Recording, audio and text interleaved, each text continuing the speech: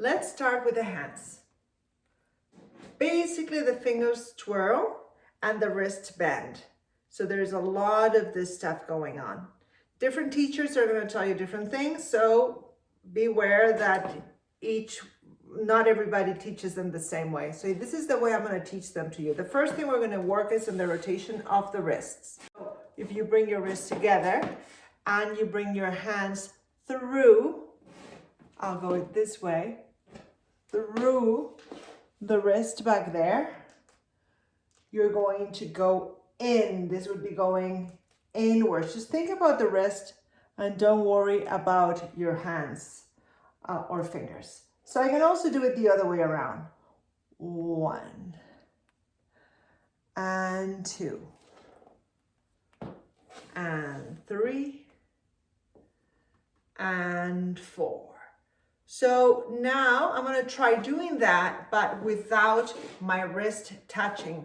So I'm going to bring my elbows to the sides and I'm going to go in.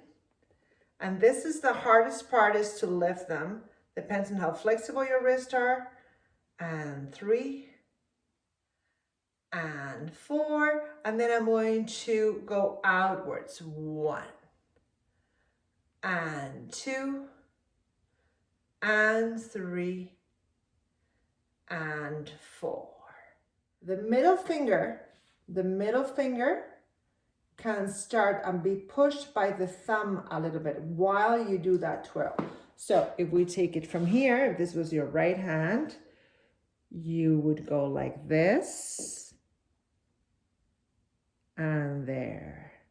Then it bends, the hand stretches, the fingers stretch and out and finger and out and fingers and out. Now the other way.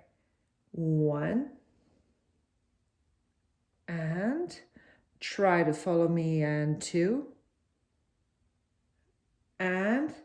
and here you stretch, you press with this part of the hand, and 3, and then you relax the hand, and 4.